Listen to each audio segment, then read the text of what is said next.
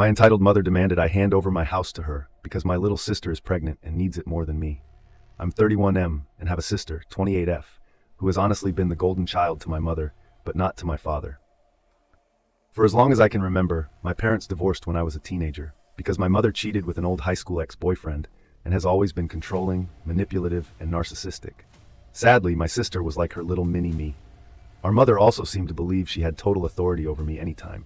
She's so much that she snapped her fingers and ordered me around like a dog. It was demeaning, and my sister always backed her up too. So, no surprise, I went to live with my dad full-time after our parents split, while my sister stayed with mom. The two of them were very alike, and both pretty much stopped speaking with my father unless it was about money. Though I'm more like my dad, my father was very business-oriented and started teaching me how to do his line of work as soon as I was 16. I got pretty good at it, and after 12 years of working for my father, I was made a partner in his company. Things were great, but then about 8 months ago, tragedy struck. My father had become somewhat immunocompromised due to being a heavy smoker for much of his life, and died at 60 years old after he caught C-19. I met my mother and sister for the first time in years after we had a socially distanced funeral for my father. Over video call, my father was cremated by his own request and buried in a local cemetery. So there was no body or casket. My sister seemed to grieve, but my mother looked indifferent the entire time, though I honestly was not surprised. The last time she saw my father, she screamed at him that he owed her more money and then threatened to sue him, to which he just laughed at her. He paid alimony and child support as long as he was legally mandated to, and no more than that. He even put $30K toward my sister's college fund, but 10 years after the divorce, he was no longer legally required to send my mom money anymore because of the judge's ruling. She's by no means broke. She works the same job she has had for nearly 3 decades, fully owns the old family home we used to share, and even rents out 2 of the rooms in it to Airbnb regularly. She's by no means hurting for money. Sometime after the funeral, my dad's will was read. Apparently, he figured that if his heavy smoking didn't eventually do him in, something else would, and he even joked about it in a pre-recorded video. I was pretty much willed nearly all of his assets, for most of his money went to his business and home. He left my sister a car, a 2015 Nissan Altima, and about $10K in cash. My mother only got $1,000 and a few other items that she'd been claiming were rightfully hers since the divorce. Beyond that, I got the rest, and my girlfriend now lives with me in the house my father passed down to me. My sister pretty much went from finishing 2 years of community college to living off her boyfriend and only working part-time online for several years. During that time, she got pregnant but suffered a traumatic miscarriage. I wasn't aware until after the funeral because we were practically no contact and no one else told me. When lockdown hit, her boyfriend's job started downsizing little by little, and eventually he was only able to stay on part-time, which hampered hers and his finances, to the point that he was finally telling her she needed to look for better employment as well, since he was trying to find a second job. And then she got pregnant. She claims she and her boyfriend were careful, but calls it her miracle baby. One evening, I got an unexpected knock at my door, and when I answered, I was unpleasantly greeted by both my mother and sister. They both walked right in without even asking, and made themselves comfortable in my living room. My girlfriend and I shared a look of confusion, and I asked why they'd come by. My sister was giggling and looking all over, opening doors and seemingly giving herself a tour of my home. My mother had just plopped herself down on my sofa and snapped her fingers while demanding a cold bottled water. My girlfriend got the water for her, and I asked what they were here for. My sister seemed all giddy and just ignored me to continue snooping around my home. Before long, I heard her yell from down the hall, "Mommy, it's perfect!" Yes, she still calls her mommy. My mother finally spoke up and said, "Well, I think it's time to ditch your brotherly duty." To which I was like, "What?" My mother then proceeded to, "You don't order me around, especially not in my own goddamn home. Yes, I make plenty of money, but like Dad, I'm gonna save it for when I really need it. Not that you care."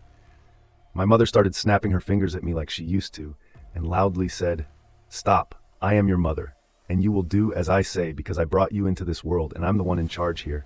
And as far as you're concerned, I am God. That means when I say jump, you say how high. This house is rightfully mine, and your sister will live here. Consider this your formal eviction, but since I'm gracious, I'll give you 2 weeks to pack your bags and transfer the deed to me." In the back of my mind, I'm thinking this can't be real. But then I just grabbed my cell phone and started dialing. My mother quickly stood up and yelled, "What are you doing?" I retorted, "I'm doing what I should have done as soon as this started. I'm calling the cops to get you out of my house." She started swiping at me and managed to knock my phone out of my hands. Then she proceeded to try and stomp on it, but I was quick enough to snatch it up before she could. That's it. If you don't leave, I will force you out myself. My mother proceeded to slap me across the face, and I returned the favor twice as hard, backhanded so much that I ended up knocking her back down onto the couch. She held her hand over her reddening and smeared makeup face in total shock and then yelled, "How dare you?" I went back to dialing on my phone and said that if she didn't leave, I would have police come and remove her by force. My sister came barreling in between us, holding her arms out and saying that I should just do the right thing for once in my life and be a good big brother. I snapped and said, "Oh really? I'm the bad sibling?" Last I checked, I was the one who's had to work for a living since I was a teenager. I had to do all the chores in the house while you just sat on your ass playing video games or talking with your friends all day, and you used to steal my hard-earned money just to go out shopping after you spent all of your allowance.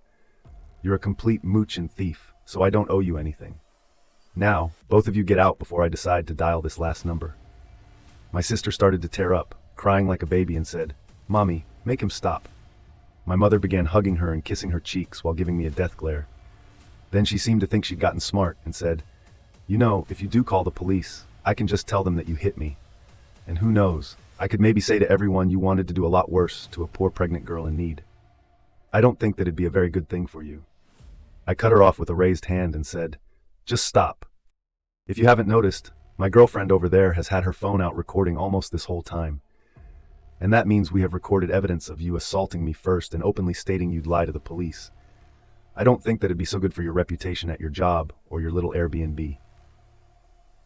If looks could kill, my mother would have blown me up like a tactical nuke, but she quickly deflated and started dragging my crying sister out by the arm. My sister was somehow acting like a complete toddler and broke loose of our mother's grip to sit down on my porch step and have a tantrum. I just gave my mother a look and said, "Do you see now? This is the result of the spoiled way you raised her." She glared at me again, and then I was treated to a show of my mother trying to drag my sister off of my porch steps. But she latched onto the porch handrails and kept saying, "You promised me," over and over again. I let out a cackle and told them both from the door to never come back. My mother flipped me the bird and then went back to trying to drag my sister off the porch. It took a few minutes, but she finally got my sister to get up and leave with her by saying, "I'm a cruel, heartless bastard who will go to hell for this?" I laughed some more and said that there's also a special place in hell for liars and narcissists who try to manipulate others to get their way. My mother clenched her fists and was about to say more when I just held up my smartphone again, with it recording, and said, "The clock is ticking, Mom. Get off my property." My mother then walked my sister to the car, gave me one last snooty look, and drove off. I thought that was the POV. That was meant to be my sister's inheritance right out from under her, by paying off the lawyer who handled Dad's will, which is a complete and utter lie, and they both know it. I called my lawyer, who was also my father's lawyer and a trusted family friend, and gave him copies of all the screenshots from Facebook. In the video my girlfriend had recorded that day, my mother demanded my house. He wanted to just write a formal cease and desist, but I wanted to take it further than that. He sent them a letter I told him to write via express mail that had to be signed for, so I know they got it. My mother called me in an absolute fury. The same day the letter was delivered, I told her that if she and my sister didn't redact all of the untrue social media posts they made about me and tell the absolute truth, I'd send all of the information I have to the whole family, her boss, and upload the videos we'd recorded of her online, and then I'd sue her on top of it. She called me unreasonable and said she just did what she did for my sister's sake, and then went into a full-blown lecture, reiterating her belief that my sister still needs my house more than me. I bluntly stated I didn't care what she thought.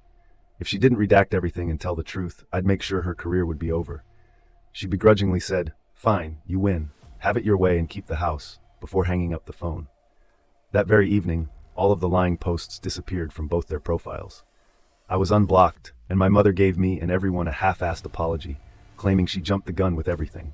She said it was because she thought my sister needed my house more than me, because she's broke and pregnant. But the house was rightfully mine, according to my father's will. She knew that even before my father passed away, so she had no right to try and claim it.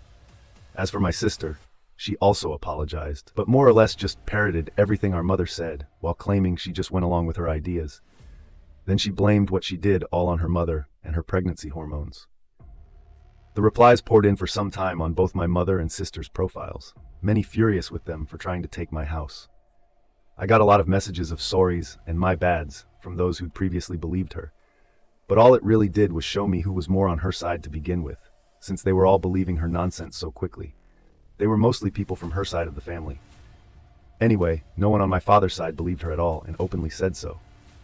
My sister and her boyfriend ended up moving in with her mother to save money, but she put them in the basement to keep her Airbnb running. My sister started crying on social media that she couldn't live upstairs, and I'm pretty sure the two of them were fighting with each other because all my sister did after that was complain online. And my mother barely posted anything on her social media anymore because of the previous stunt she tried. Thank you for watching. Subscribe for more.